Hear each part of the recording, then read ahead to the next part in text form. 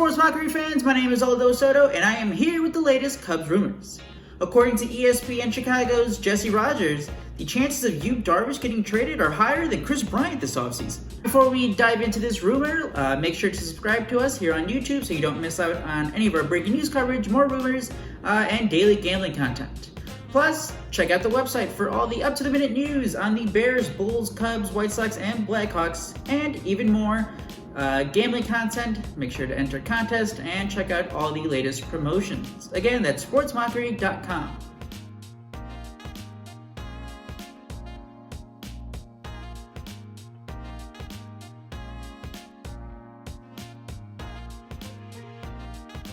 Okay, now before you start freaking out and thinking that the Cubs are out there trying to actively trade Yu Darvish here, I'm going to add the 2-minute clip from Jesse Rogers from his appearance on the Kaplan Jay Hood show on ESPN Chicago Wednesday morning. David Kaplan, Jonathan Hood. And it's important to keep the context here that Rogers came on, and this is part of his bold prediction here. And he's not saying that it's a sure thing or that that there are any serious talks with any teams, but it pretty much echoes to what we've been saying here for several weeks. It's just it doesn't really make sense for the Cubs to trade Kris Bryant now because they're probably not getting very good offers, and we can get that and we get into that a little later. But out of the two, if there's a guy on the team who can get a really big return, and if that's the direction the Cubs are going with, it could be Yu Darvish. Now, again, what are those chances? Are we talking about, it's a 5% chance for Yu Darvish and 1% for Kris Bryant? Maybe it's that low. But enough for me. Let's hear this bold prediction from Jesse Rogers. So you know what? I want to cut to the chase with you. You've got a prediction. I want to hear your bold prediction. I want it now. Okay, I will give it to you right now. If I'm to believe the things I've heard both publicly, and that's the Kris Bryant stuff, and privately over the last couple days, and I'm starting to believe it, here's my bold prediction. I think there's a better chance Kris Bryant is on the opening day roster than Yu Darvish. I keep hearing Yu Darvish's name is out there in the trade market. I think the phrase "everyone is available" is actually true for this team. I didn't really believe it. Of course, Bryant was, Schwarber was, and all that stuff. I don't think Baez will be traded, but truly everybody is available. And I would put now Yu Darvish ahead of Kris Bryant. It's because of what you said before, Cap. They aren't hearing what they want to hear for a Kris Bryant trade. You certainly can get some value back in Yu Darvish. So this team is still in flux. But again, that's my bold prediction today. Now, the fact that Scott Boras kind of insinuated that the Cubs have told him Kris Bryant will start the season on the team, something like that, or we have big plans for him. And I even asked Scott Boras, what does that mean, they have big plans for Kris Bryant? I mean, what's the difference? Batting third or fourth? What are the big plans? And he said, well, he's going to mostly play third base. He kind of backtracked on those big plans. But everything Scott Boras said, it sounded like they've talked about Kris Bryant starting the season with the Cubs. But the team doesn't usually tell the agent, oh, we're planning on trading him, right? I mean, so you got to take that all with a grain of salt. But certainly the things I'm hearing, I'll make that bold prediction. Okay, so Jesse Rogers starts off by saying, thinks there's a better chance that Kris Bryant's going to be on the opening day roster than Yu Darvish. Yu Darvish's name has been popping up recently in the trade market. But honestly, my biggest takeaway is, like I said before, it's just the Cubs aren't getting any good offers for Kris Bryant. Again, there's no guarantee, but it seems kind of obvious at this point that they're just not going to get what they think he's worth, and he's going to be on the opening day roster for 2021.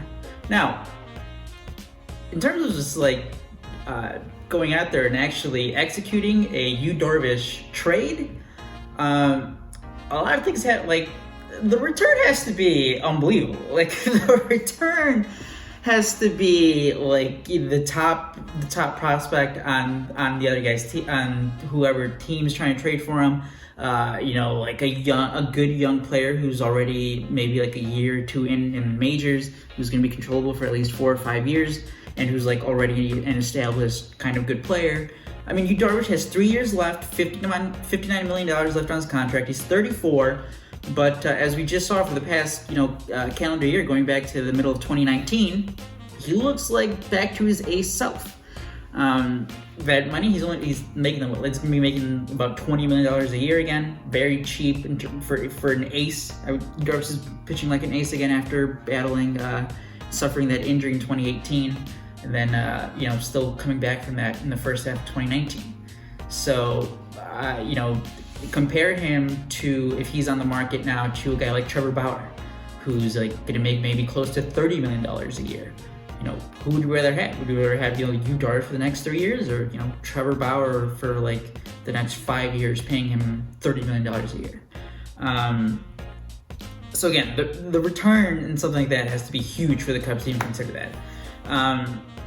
But really, would it even make sense? Because at that point, if you trade Yu Darvish, like maybe you're getting one guy who's gonna be ready, but like is it gonna be a rotation? Is it gonna be a rotation on him? Is it gonna be a starting pitcher? Like, what are you doing with the rotation? The rotation right now is just Yu Darvish, Kyle Hendricks. We want to think of like two other spots in the rotation going to Edward Alzolay and Alec Mills, but again, those aren't really guarantees either. Alec Mills, had an up and down season, 2020. He's had success, in his limited time being a starter.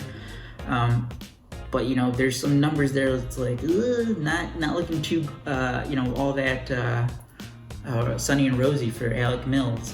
Alzolay, there's the question of the durability. He's suffered through some injuries. Can he go through an entire season? That's yet to be determined. But the stuff is definitely there, so you at least feel confident that he will compete and hopefully win one of those starting spots for 2021. But again, those aren't guarantees. Your guarantees right now are Yu Darvish and Kyle Hendricks. So if you're trading Yu Darvish, you're gonna get you're hoping you get a few big prospects. Are they going to be on ready, or are they going to be pitchers? For 2021, what does that mean for 2021? You're not going to be competitive. You're already hoping that you're going to get at least 1, 2, 3 out of nowhere performances from some of your starters in the minors who are coming up. Guys 23, 24, 25 years old. Maybe a Corey Abbott, a Colin Ray maybe. Who's been on the 40-man roster now. What is this team going to be for 2020? And at that point, if you do trade Yu Darvish, then why keep Kris Bryant, right? Because the likeliness of you competing for a championship significantly goes down. I guess you could argue though, if you get rid of Yu Darvish's money, it is about $20 million a year for the next 3 years. Maybe that opens up room to extend Kris Bryant. Kris Bryant maybe bounces back, goes back to his normal self, and it's all right, here, got this extra money now for you and for Rizzo, or whoever they decide to pay. I don't like it. Again, to me, hearing that from Jesse Rogers, it didn't seem like anything Cubs are close to trading our Darvish. I think it's just more of him saying. I think the point that was being made there for me, in my eyes, was just more, all the trade talk about Kris Bryant past year and this offseason so far, just that really hasn't gone anywhere, and the offers haven't. Dog apparently agrees too. He's pretty mad about it.